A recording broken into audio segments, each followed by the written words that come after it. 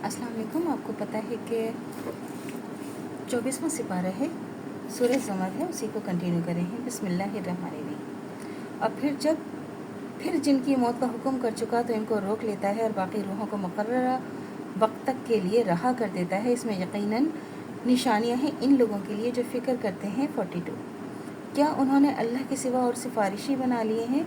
तो आप कह दें कि अगरचे वो किसी चीज़ का इख्तियार ना रखते हों और ना समझते हों। 43 आप कह दें कि सिफारिश तो अल्लाह ही के हाथ में है और उसी के लिए आसमानों और ज़मीन की बादशाहत है, फिर तुम उसकी तरफ लौट कर जाओगे।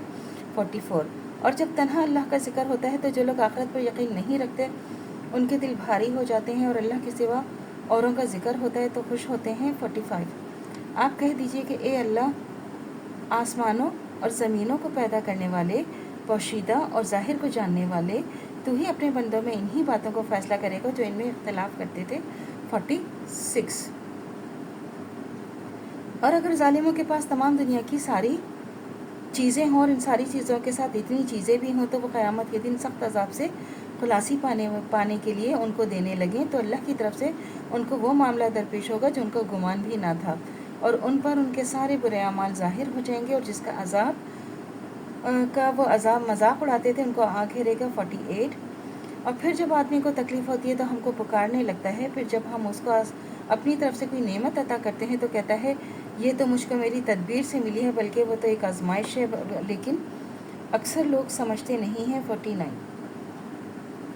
जो लोग इनसे पहले गुजरे हैं इन्होंने ये बात कही है तो उनके लिए उनकी कार्रवाई कुछ काम ना आई, आखिर उनकी बदआमालियों का सिलसिला उनको मिल ही गई, और इनमें जो जालिम है उनको भी उनकी बदआमालियों की सज़ा अनकरीब मिल जाएगी और वह अल्लाह को आजिज़ नहीं कर सकते। 51 क्या उनको मालूम नहीं कि अल्लाह जिसको चाहता है रिज़्क़ ज़्यादा कर देता है और वही तंगी भी देता है, इसमें मोमिन के लिए निशानियां हैं। 52 ए नबी, आप कह दीजिए कि ए मेरे बंदो, जो अपने ऊपर जुल्म कर चुके हैं अल्लाह की रहमत से मायूस ना होना, अल्लाह तो सब गुनाहों को माफ़ कर देगा, बिलाशुबा वो बड़ा बख्शने वाला, बड़ा रहम करने वाला है। 53 और अपने रब की तरफ रुजू करो, इसकी फरमाबरदारी करो, कबल इसके कि तुम पर अजाब आए और फिर तुम्हारी कोई मदद भी नहीं की जाएगी। 54 इस हसीन तरीन किताब की पैरवी करो जो तुम पर तुम्हारे रब की तरफ से उतरी, कबल इसके कि तुम पर अजाब नागहा आ जाए और तुमको खबर भी ना हो। 55 कि कोई समझने लगे कि इसकी कोताही पर अफसोस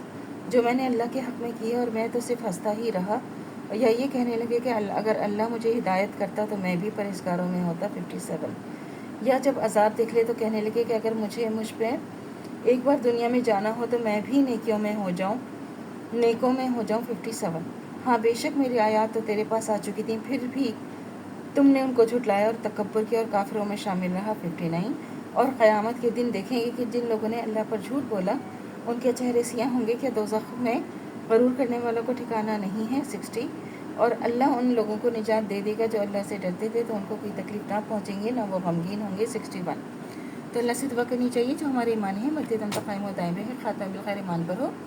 इजाज़त दीजिए, अल्लाह हाफ़िज़। मेरे चैनल को लाइक कीजिए, शेयर कीजिए, सब्सक्राइब कीजिए। शुक्रिया।